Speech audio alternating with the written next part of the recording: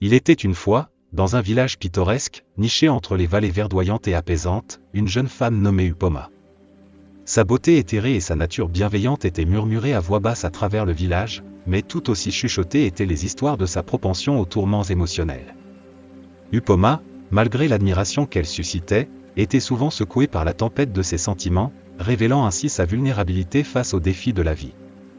C'est au cœur de ces tourbillons émotionnels qu'un désir profond de force intérieure et de sagesse a germé en elle.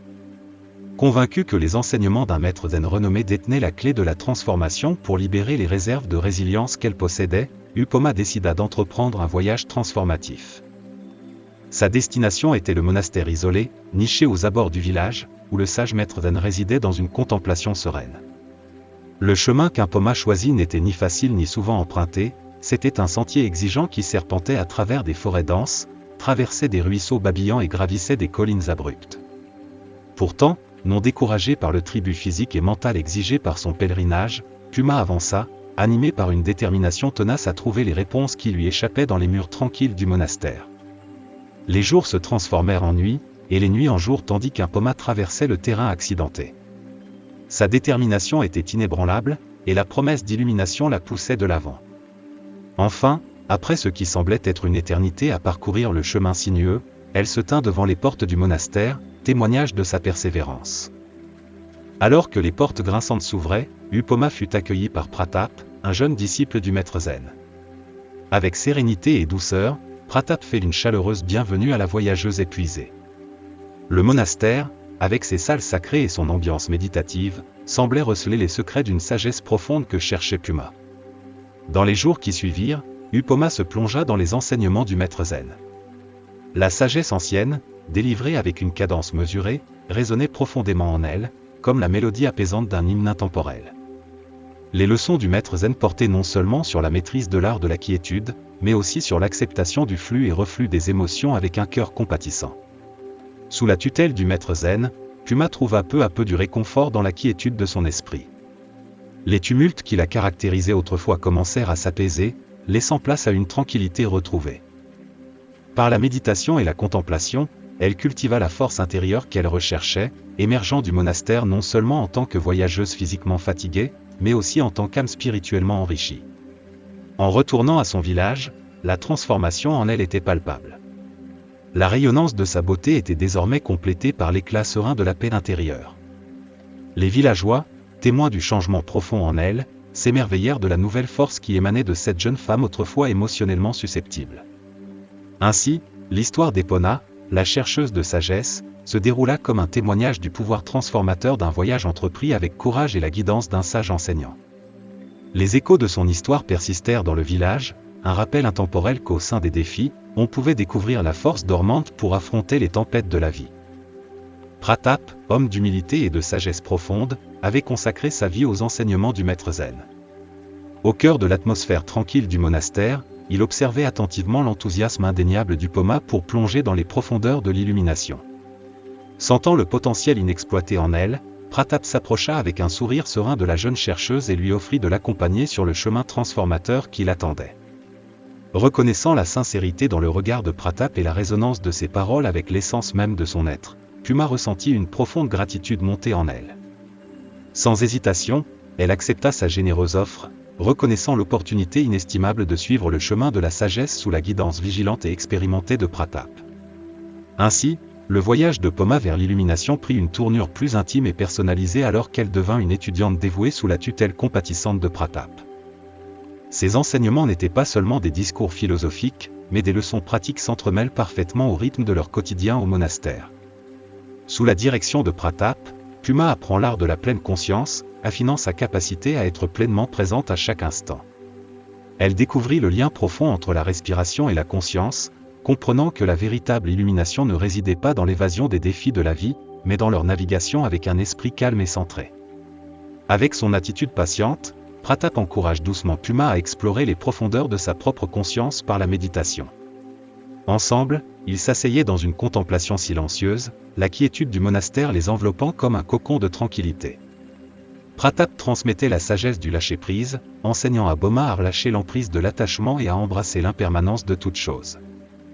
Au fil des jours devenant semaines, et des semaines devenant mois, la compréhension du Poma s'approfondit, et le pouvoir transformateur des enseignements commença à se déployer en elle. Pratap, toujours le guide humble, célébrait chaque petite victoire avec elle et offrait une guidance douce à travers les moments de confusion et d'incertitude. Au cours des conversations calmes entre les leçons, Puma en apprend davantage sur le propre voyage de Pratap vers l'illumination. Ses anecdotes et ses paraboles illuminent le chemin, rendant les enseignements anciens plus tangibles et plus proches. Ensemble, ils forgèrent un lien transcendant la relation maître-élève, enraciné dans le respect mutuel et un engagement partagé pour la quête de la paix intérieure. Sous la guidance compatissante de Pratap, Poma non seulement acquit des perspectives sur les enseignements profonds du maître zen, mais découvrit également la force en elle pour affronter les défis qui semblaient autrefois insurmontables. Alors que le voyage transformateur se déroulait, Poma et Pratap marchèrent côte à côte, naviguant le labyrinthe complexe de l'esprit et de l'âme, unis par un engagement partagé pour la sagesse et l'illumination.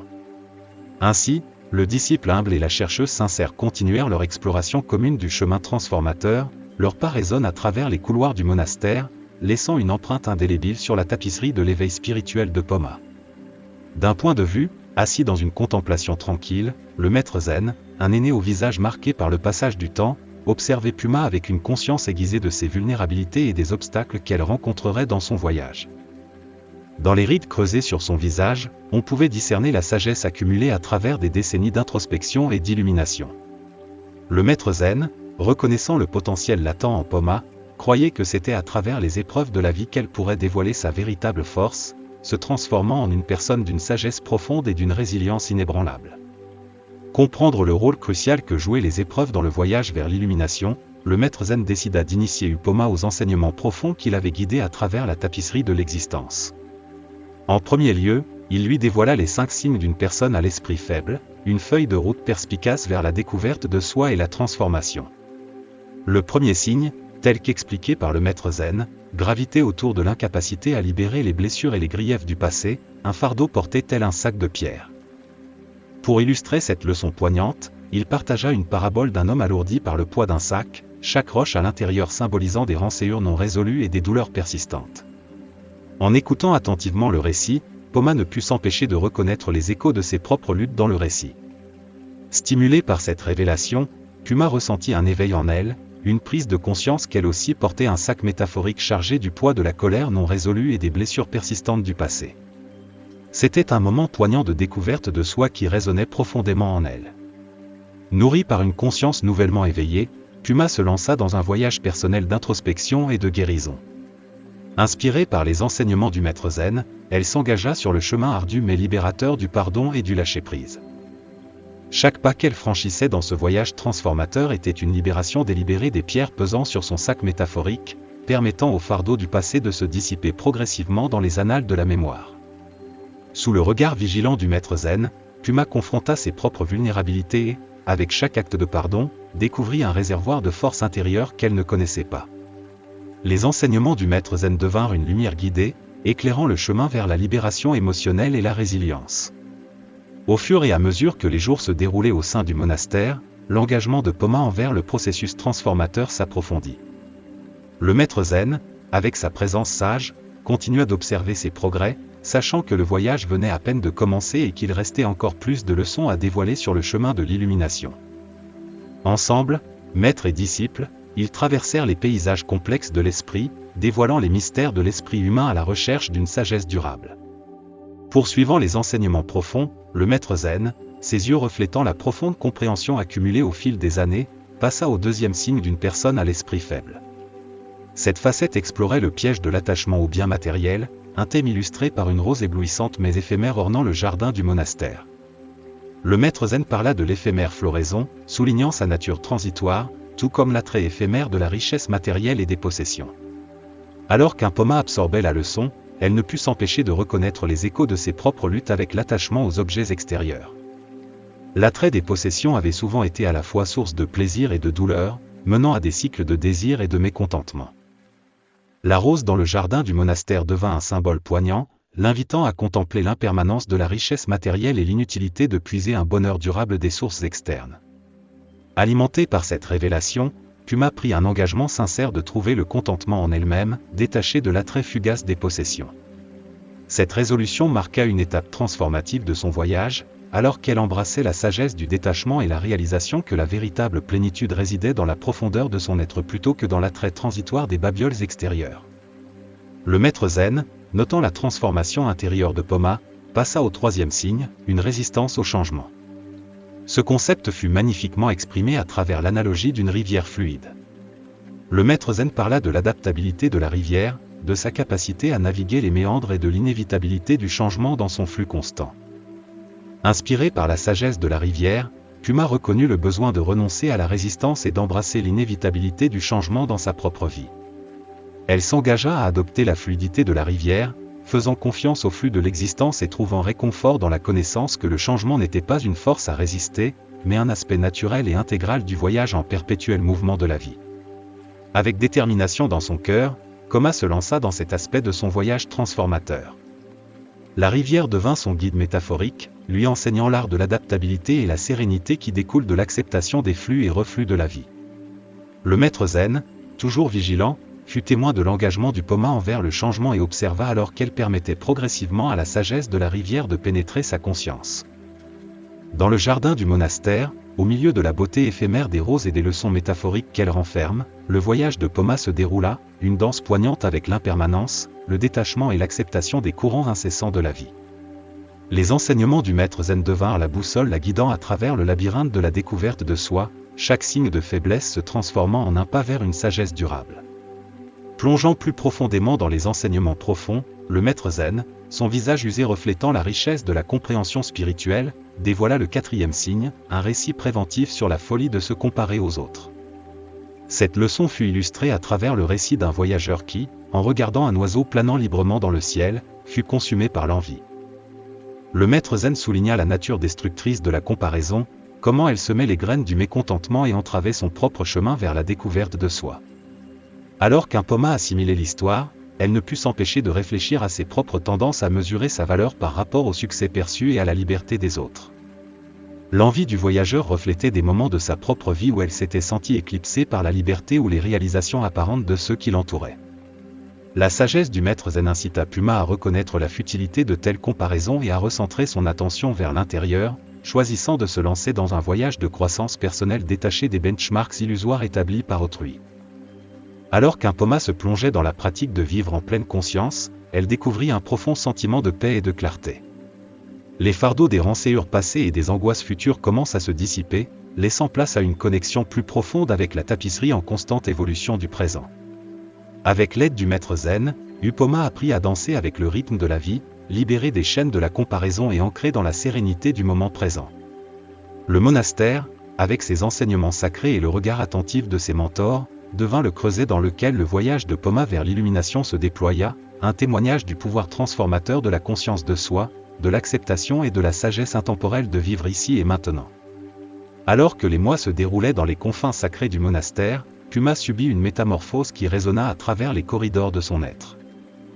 Les enseignements du maître zen, couplés à la guidance de Pratap, avaient laissé des empreintes indélébiles sur son âme. Alors que son temps au monastère touchait à sa fin, Poma se tenait au bord d'un nouveau chapitre, prête à porter le manteau de sagesse qui lui avait été conféré. Le cœur à la fois lourd de gratitude et allégé par une compréhension nouvelle, Poma dit au revoir au maître zen et à Pratap.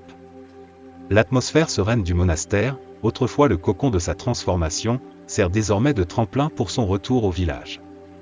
De retour dans l'étreinte de sa communauté, Puma devient un témoignage vivant du pouvoir transformateur des enseignements du maître zen. Sa présence rayonnait d'une force intérieure qui résonnait chez ceux qui l'entouraient. La jeune femme autrefois émotionnellement vulnérable avait fleuri en un phare d'inspiration, un témoignage de la résilience qui peut être forgée grâce à la conscience de soi et à l'illumination. Désireuse de partager la sagesse profonde qu'elle avait acquise, Puma devint un guide pour ceux de son village en quête de réconfort et de compréhension. Elle transmit les enseignements du maître zen, aidant les autres à reconnaître les signes de faiblesse qui pourraient entraver leur voyage vers l'illumination. Ces paroles, imprégnées de l'authenticité de l'expérience personnelle, résonnèrent profondément chez ceux qui eurent le privilège de l'écouter. À travers des récits de pardon, de détachement, d'adaptabilité et de pleine conscience, Poma guida ses concitoyens vers le chemin de la découverte de soi. Les leçons qui lui avaient été données devinrent désormais une source d'illumination pour les autres, créant une communauté de chercheurs unis dans leur quête de paix intérieure et de sagesse. L'effet d'ondulation du voyage de Poma atteignit bien au-delà des limites de son village, touchant la vie de ceux prêts à entendre l'appel de l'illumination. Les enseignements du maître zen, autrefois confinés au monastère, résonnaient désormais à travers les vallées et les collines, portés par les murmures du vent et les expériences partagées d'une communauté transformée. Et ainsi, le récit d'Epona, de la chercheuse devenue guide, se déroula comme un témoignage du pouvoir durable de la sagesse acquise grâce à l'introspection et partagée avec compassion.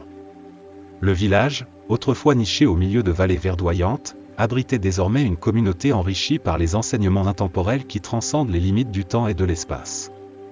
Le récit du voyage transformateur de Poma sert de rappel poignant du potentiel inhérent à la croissance et à la transformation profonde qui réside en chaque individu. À travers ces expériences, nous tirons des enseignements sur la capacité universelle à évoluer et à s'épanouir en reconnaissant et surmontant les signes de faiblesse d'esprit qui pourraient entraver notre développement personnel. Au cœur des leçons tirées de l'histoire du Poma se trouve l'importance vitale du lâcher-prise, la reconnaissance que porter des blessures et des rançures du passé agit comme un obstacle à notre cheminement vers l'épanouissement. L'acte de pardon et le fait de libérer les fardeaux de la douleur non résolue deviennent une marche vers la paix intérieure et la résilience. Le conte met également en lumière les pièges de l'attachement aux biens matériels, symbolisés par la beauté éphémère d'une rose dans le jardin du monastère. En comprenant la nature éphémère de la richesse et des possessions externes, les individus peuvent trouver le contentement en eux-mêmes, libérés de l'attrait illusoire du matérialisme. L'acceptation du changement émerge comme une autre leçon cruciale, à l'image de la rivière fluide qui symbolise le flux constant de la vie. L'engagement de Poma envers l'adaptabilité et la confiance dans le cours naturel de la vie nous encourage à naviguer les courants du changement avec grâce et résilience. La nature destructrice de la comparaison, illustrée par l'envie du voyageur pour la liberté d'un oiseau, souligne l'importance de se concentrer sur son propre cheminement plutôt que de se mesurer aux autres. Cette prise de conscience encourage un virage vers la croissance personnelle et la découverte de soi, dépourvu des pièges de la comparaison. Enfin, l'accent mis sur la vie dans le moment présent, une leçon tirée des enseignements du maître zen, devient un principe directeur pour une vie pleine de sens et épanouissante. En cultivant la pleine conscience et la conscience, les individus, comme Poma, peuvent savourer la richesse de chaque instant, libérés des ombres du passé ou des incertitudes du futur. En essence, le voyage de Poma encapsulait une vérité profonde, que le chemin vers la découverte de soi est pavé par la cultivation de la force intérieure, de la sagesse et de la résilience. En reconnaissant et transcendant la faiblesse d'esprit, les individus peuvent libérer leur vrai potentiel, naviguant les complexités de la vie avec un sens du but et de l'accomplissement. L'histoire résonne comme une parabole intemporelle, invitant chacun de nous à entreprendre notre voyage unique vers l'illumination et la réalisation de soi.